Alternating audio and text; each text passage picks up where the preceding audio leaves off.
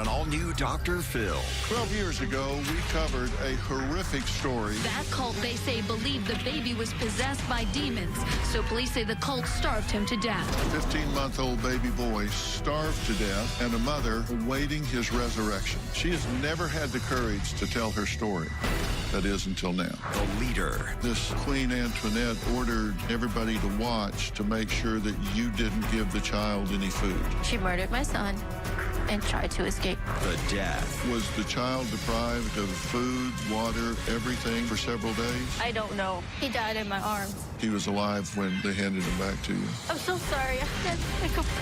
The shocking details. The baby's body began to decompose. How long did you stay beside the body? I couldn't leave him. And her message. I will keep making noise about this until somebody that needs to hear me hears me and something won't happen to somebody else.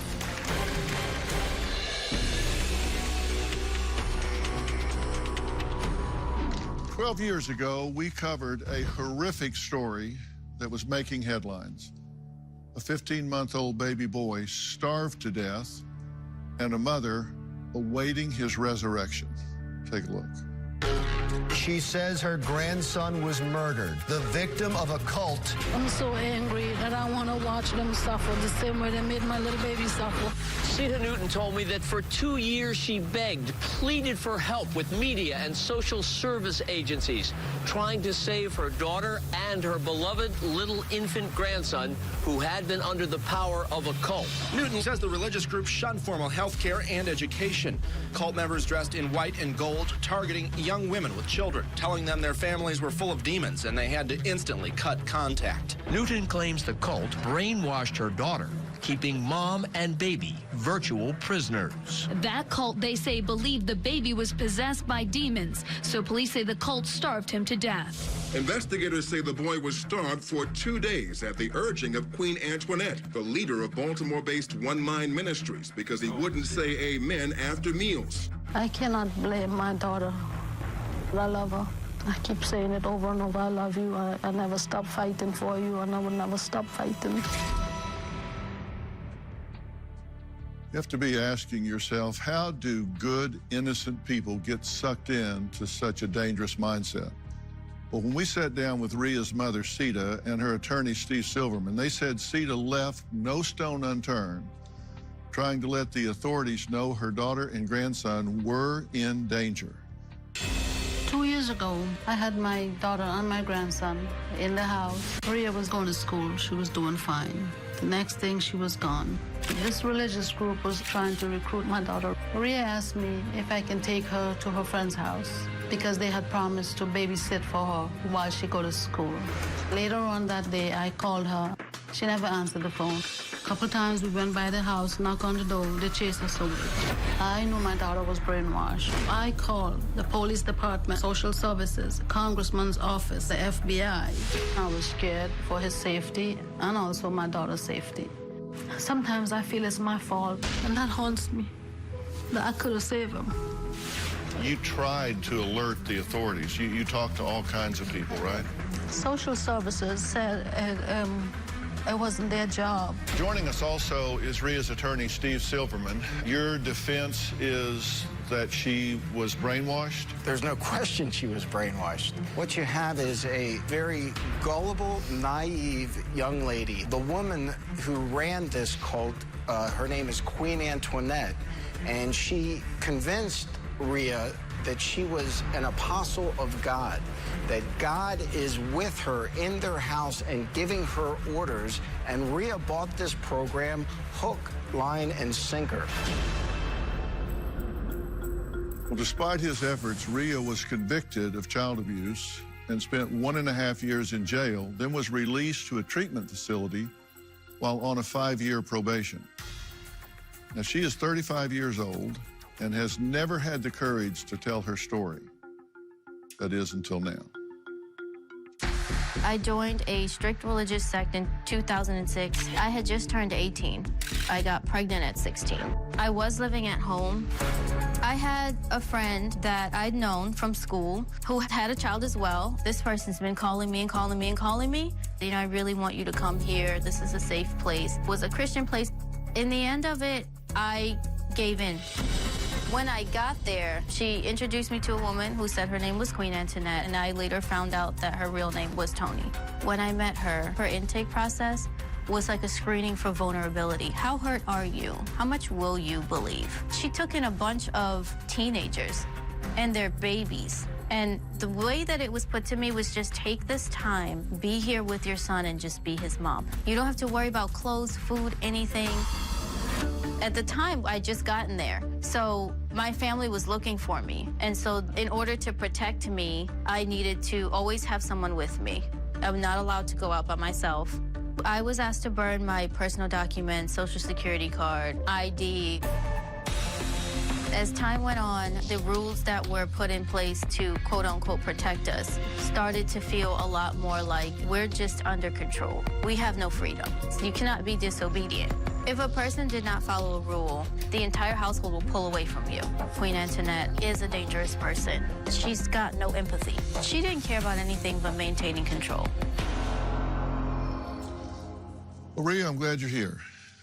Sorry, I need a breath. I haven't seen that face in a long time. I understand. Just take your time, take a deep breath.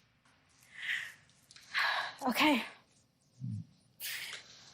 Maria, a lot of people are always curious about how someone gets lured into a situation where they kind of give up control. And I'm interested in talking about what promises were made to you by this One Mind Ministries that made you want to be there.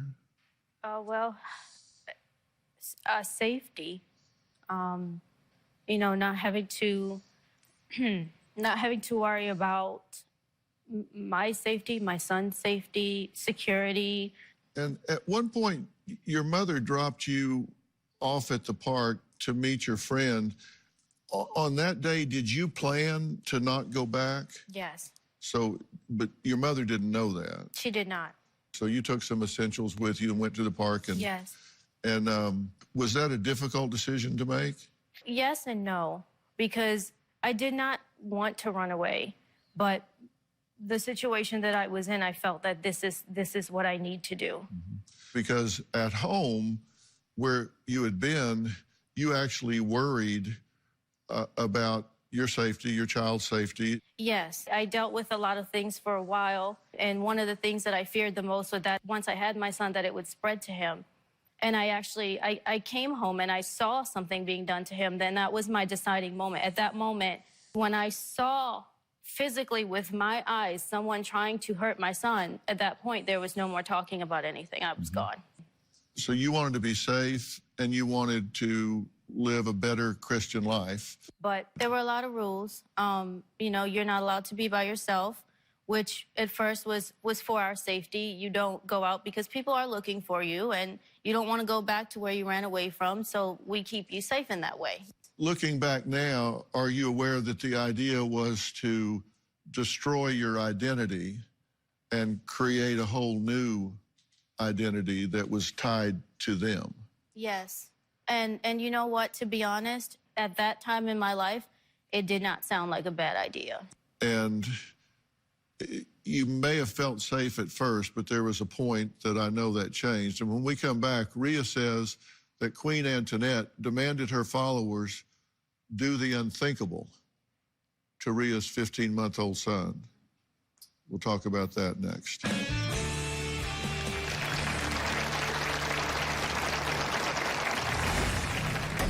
My son and I would always say a little prayer. And keep in mind, he was only one, so he can't talk very clearly. And he would say, amen. And one morning he didn't say it, and Toni said, something's wrong with that boy. Your son's gonna go to hell. And later, while all this was going on, you were incarcerated, as was she. Yes. And she was telling people in jail things about you. What was she telling you? Toni definitely presented herself as a safe place to go because she was this Christian woman. But Toni didn't care about any of our lives. She murdered my son and tried to escape the blame. Well, 15 years ago, Rhea says she was a vulnerable 19-year-old mother with a 15-month-old son, and she joined a religious group called One Mind Ministries to immerse herself in Christianity. Now, she says when her baby wouldn't say amen at the end of grace, the leader, Queen Antoinette, demanded some things. First, she said, there's something wrong with this child. And then she demanded that the child be starved because she said he was possessed by a demon. A demon. Rhea says she wanted to save her son, but was convinced she would be defying God's will if she did that. Here's what you told us about the days leading up to his death. I smell the cameras. When I was living at the house, my son and we would always say a little prayer. And keep in mind, he was only one, so he can't talk very clearly. And he would say, amen. And one morning he didn't say it, and Tony said, something's wrong with that boy. And then she said that the only way to stop this is by prayer and fasting. And then she told me there was a demon inside of him. It was all happening too fast. And I don't remember exactly what I said to her, but I remember her becoming very threatening to me. She said, you don't have to listen to me. You can do whatever you want, but your son's gonna go to hell, and you're gonna be responsible for that. And then before you can even say anything, she's already told the entire household to watch me. Watch her. Make sure she doesn't give him anything else. I quickly became aware that no one's gonna help you. And if you feed him, someone's gonna tell her. And if you get caught doing that, this may never end. I started melting down, and I was constantly crying. I heard her say to someone, take her from him. She's always crying. So she had another member of the household take him because I was crying too much and it was annoying to her. I didn't know what to do. How do I escape? You go through so many scenarios in your head and you realize, I can't get out. Finally, for whatever reason, she decided the fasting was over. And so I tried to feed him, and as I was feeding him, he died. Before I can process grieving him, I was blamed for murdering him. So then I am in the unique position of murderer/mom, but I'm always mom. And that's a part of me that I won't let die. No matter who focuses on the murder part, you know, that's not me.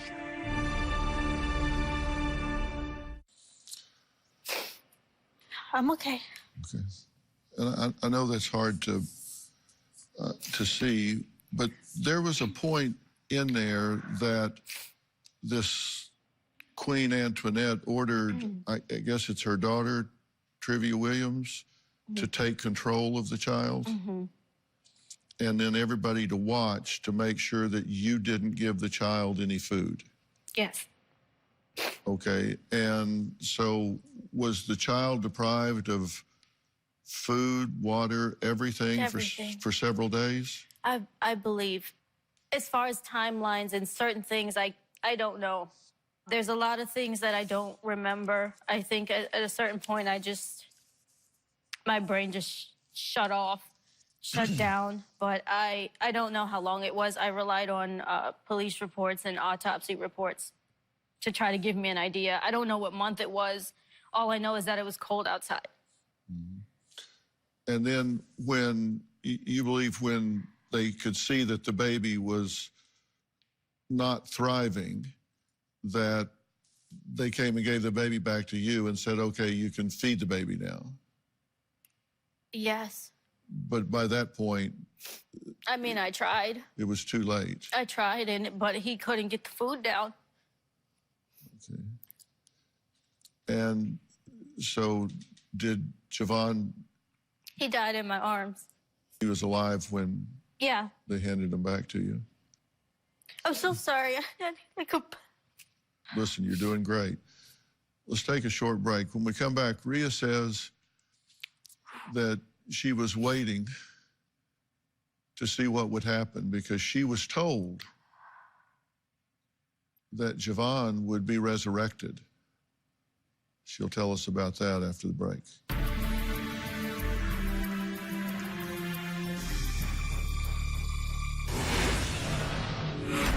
how long did you stay beside the body?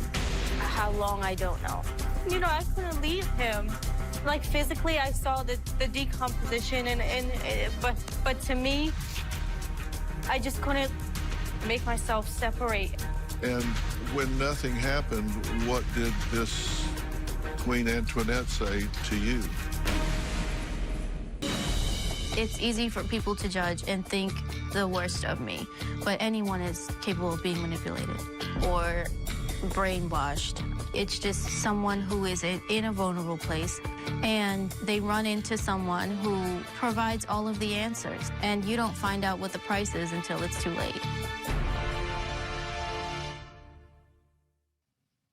The leader of One Mind Ministries, Queen Antoinette, is serving a 50-year sentence for second-degree murder and child abuse of Rhea's 15-month-old son in 2008. Now, Rhea says she knows it's difficult to comprehend how any mother could watch her son starve. But the fact is that it was mind control. Now, her son was wrested from her and was starved. And when he was given back to you and you tried to feed him, it was too late. It was too late. He couldn't eat. He was too weak. And what were you told at that time about Javon? Well, she immediately instructed everyone to get down on their knees and to pray, and that he was not dead, that he was coming back alive. That he would be resurrected. He would be resurrected. And what did you think? I did whatever the hell she told me to do, because at that point, all I have left is that body, and I'm not leaving that body. Okay, and how long did you stay beside the body? How long, I don't know. And at some point, I hate to say this, but it's part of the truth, the baby's body began to decompose. Yes. I mean, I saw that, but I couldn't leave him. I just couldn't lose. I couldn't let it go. So I did, and like physically, I saw the decomposition, but to me, I just couldn't make myself separate at that time. And when nothing happened, what did this Queen Antoinette say to you? She would tell me my faith wasn't enough. Pretty soon, there was a visit from the landlord. And so now everyone had to move, right? Everybody had to leave? Yeah, we did move, and we put the body in a suitcase to take it with us. And you all go to Philadelphia? Yeah. With the baby's body in the suitcase? Yes. When you got to Philadelphia, what happened to the suitcase? She met a man and got him to have all of us stay with him. And then she said we needed to go to New York. And we were carrying it with us everywhere. And so we put the suitcase in a shed and locked it and kept the key. In Philadelphia? In Philadelphia. Has it occurred to you, have you accepted the fact that the baby's not going to resurrect at this point? I do think there's a part of me that just felt like this is over. Mm-hmm. And I, and then I'm scared too. I don't want to leave it here, but at the same time, if I stay here and they all leave, then it's just me and my son's body. And in a weird way, there was a fear at some point too that they could be trying to get rid of me too, or put it on. They could easily say I don't know anything about this. I wasn't here, and I don't know. I just knew in the back of my head, I just felt like I'm following this to the end. That's all I kept telling myself. And how was she treating you at this point? She didn't talk to me much.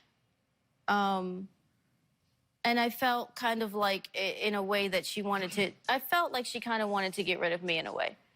When we come back, Rhea says the deprogramming she went through was not easy. We're going to talk about how all of this became unraveled when we come back.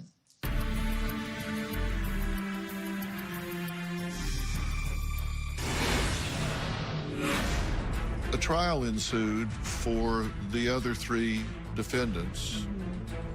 And you remember this Queen Antoinette laughing at trial. What was she laughing at? Closed captioning provided by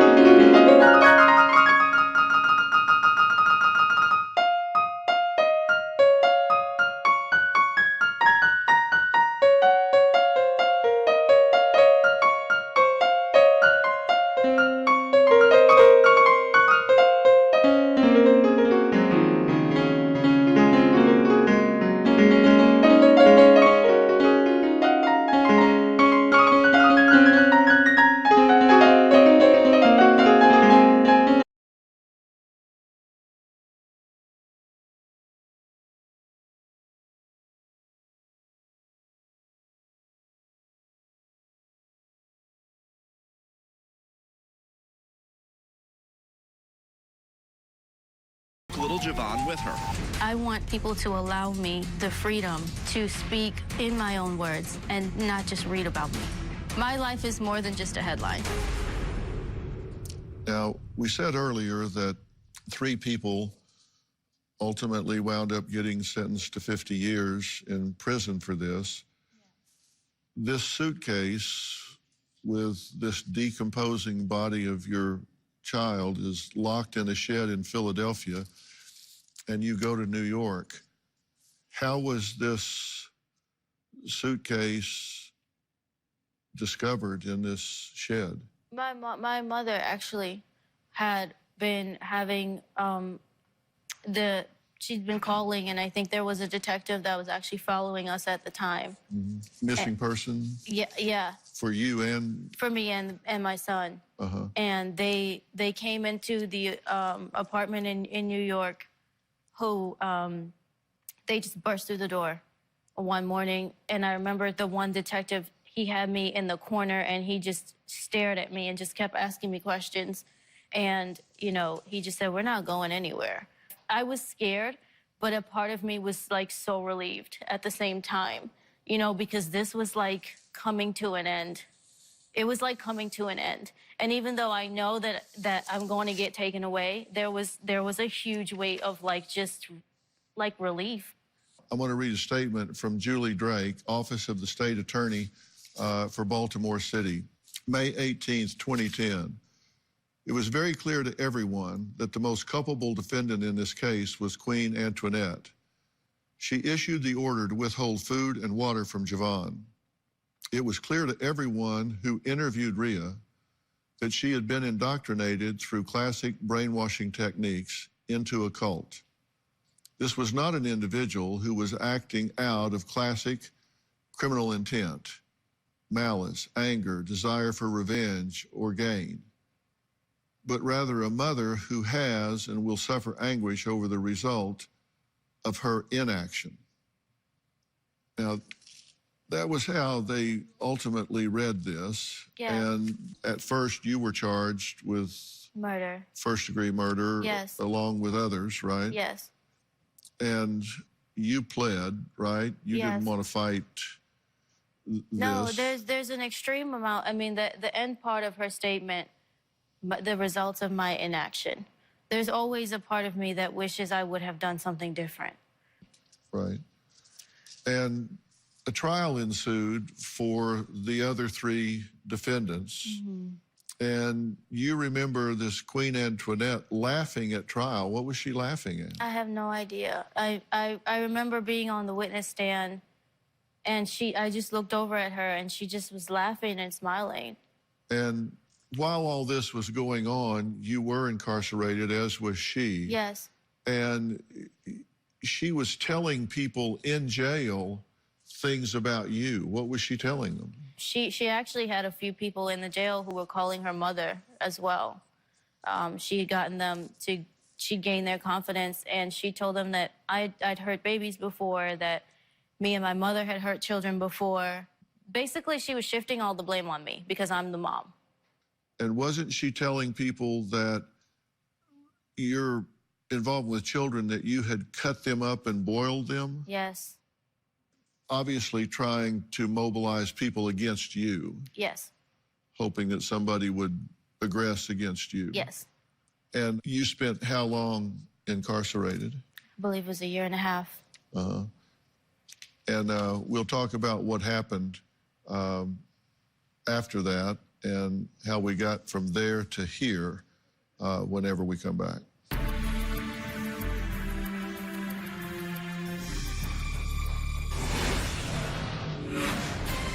When my daughter was born, she had a medical problem. While my daughter was in the intensive care unit, Child Protective Services opened an investigation on me. New Dr. Phil. I suffer with Tourette syndrome. People have accused you of faking this. It's real. I decided to show people the real me. That's tomorrow. I've made lots of mistakes in the past. I wasn't ready for everything that I went through. But it is extremely important to me to use that pain and find purpose in it. I have the fire, I just don't know what to do with it. Well, Rhea is now the mother of a 3-year-old daughter who she says has absolutely saved her life. When people know about my past, and then they find out that I have a daughter, I get judgment. And I think I've had enough of that. When my daughter was born, she had a medical problem. While my daughter was in the intensive care unit, Child Protective Services opened an investigation on me.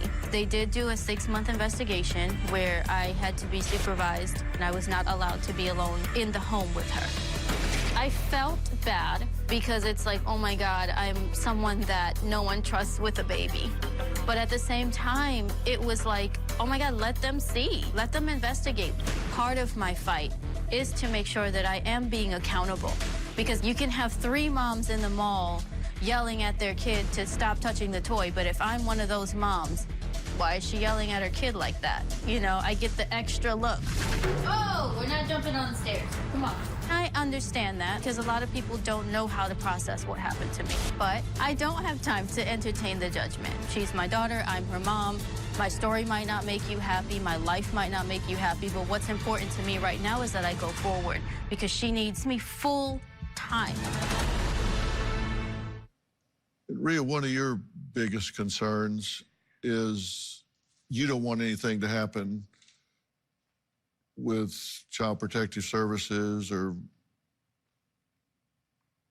any of the social agencies with regard to your daughter, right? That's a fear, but I keep myself accountable.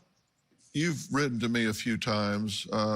You wrote at the end of last year and said, my mom came on the show to discuss this, you called it a cult that I was in. I want a chance to tell my story. It doesn't belong to the world, it's mine. I also want some help to start advocacy for spiritual abuse and postpartum depression. Yeah. And you're looking for a way to heal and to help others not get in this situation. And also my position in this is that I was there and I am his mom. And so in some ways, it's okay to say you are responsible. But also it took me years to admit that I was also a victim in this. And there's no way that I could have just said, I'm going to grab him and run out the door. There is always a real threat. And I just let things happen because I didn't even know what to do. And I just didn't do anything. What we went through, he did not deserve, none of it. I won't let him and all of the pain that he went through be for nothing. Did you have at the time the ability, the ego strength, the psychological strength to pick that child up and walk out that front door? No, I was terrified. What did you think would happen if you did that? Immediately after that, she told everyone to watch me so that she said that to give the illusion of a choice. I mean, ultimately I can try to walk out the door, but again, if I don't make it out the door with him, there is more consequence. If I make it out the door and he doesn't. So you felt your safest option was to stay there and try to see it through? To be honest, I felt that the more obedient I was, this would not go as far as it did. And then it just kept going, and then it just kept going, and I could not deal with this. And I hate myself for that. I hate myself for that every day. But the fact is, I couldn't deal with it, and I could not process this. I could not fight this. I remember feeling like if I just knew how to fight it, then maybe I can fight it. I don't know how to fight it. So you shut down. You cannot show anything that is indicative of not going along. If you do that, you risk the chance of more. And this is another thing that was mentioned, is that, you know, my disobedience will hinder his process. This was not faith. This was just strictly control. This is, I see where you're weak. I'm going to stick the knife and I'm going to twist it because I can. And there's nothing you can do. Do you still feel that you failed? Absolutely. Absolutely. You know, I ask myself the same questions. Rhea, just run out the freaking door. You know, just run out the damn door. But in the moment, you know, by the time I get to someone, if I come back, what is he even still going to be here? And I'm at the point now where it's like judging me will do nothing. And there are still people that are in some sort of a situation like this, and he's still a life that's lost. And I'm sorry for all the things I didn't do right, but I'm trying, and I will keep making noise about this until it gets to the point where somebody that needs to hear me hears me, and something won't happen to somebody else.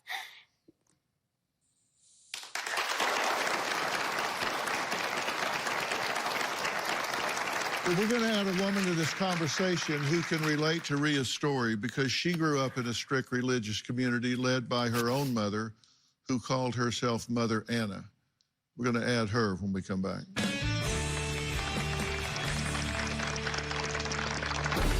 Former members of the cult say Mother Anna would torture and abuse members for their sins by various means. All of this coming to light thanks to her daughter. Joy turned her mother in back in 2016, eventually leading to her arrest in this Marietta home. You're going to be in the Los Angeles area and would like to watch a live taping here in the studio, go to drphil.com and click on Be Part of the Audience and select In Studio.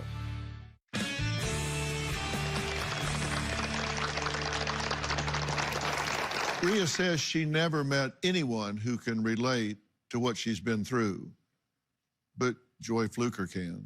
Her mother, Anna Young, was the leader of the House of Prayer. Police say Young is a former cult leader who ran a religious boarding school in Florida. The children called her Mother Anna.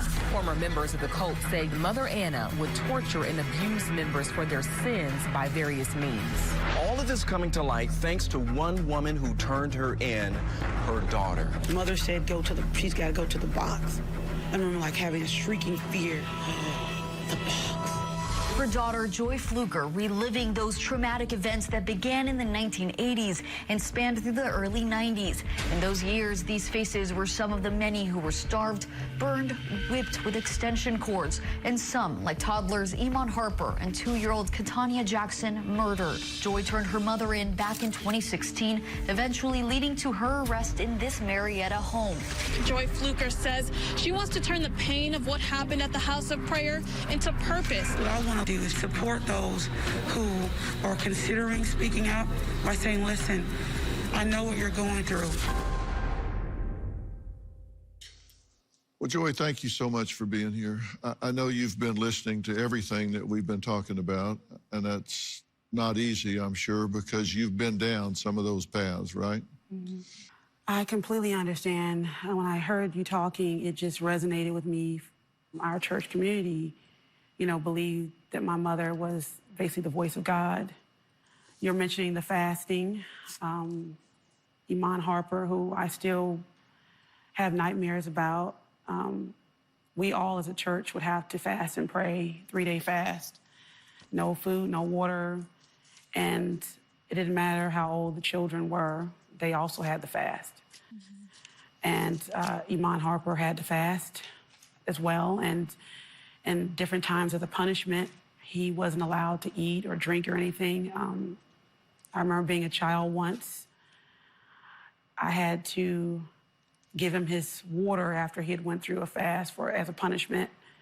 And he was starving. And I remember the dead skin from his lips being so much it touched my finger. And I remember pulling away. I was a little kid myself. I was scared. And I remember other children, some of the pictures you saw on the screen, their mothers were there with them, and they witnessed their children being beat. One of the other children was beat so much she started having, seizures, and one of those seizures killed her. How did it feel to see your own mother being the perpetrator in that? What did you say to yourself about that at the time? Well, I was a child, so I thought it was normal. I thought she was the voice of God, too. I wanted to be her. I thought at first that this was God's will. I mean, I just believed everything. I just didn't want to get in trouble. I wanted to be obedient because I didn't want to get the next beating. I didn't want to get thrown outside. I didn't want to get put in the attic. Yeah. So what can you do if someone you love is joining an unsafe religious group? We'll talk about all that after the break. Our website and subscribe to our newsletter. You'll get weekly updates, life strategies, and exclusive video that you won't find anywhere else. Plus, on drphil.com, you can see sneak previews of upcoming shows. Log on today. I've asked people, how many cults do you think there are operating in America? The estimates are at least 10,000 cults are currently operating in the United States. 10,000. And how is that possible? The World Wide Web. That's how it's possible. That's how they recruit, and that's how they do it. It's so hard to get people to hear you when you're in a situation like that because it's A, hard to describe, and B, hard for people to imagine. You have a nonprofit called Prevent the Pain. Tell me about the organization. So, and after, I spoke up regarding my mom, I wanted to speak to someone else, just like I wanted to breathe air, that had spoken up against someone that they love, knowing that that person would suffer consequence for what they did. You actually turned your mother in. Yes, there was a part of me that hoped that my memories were,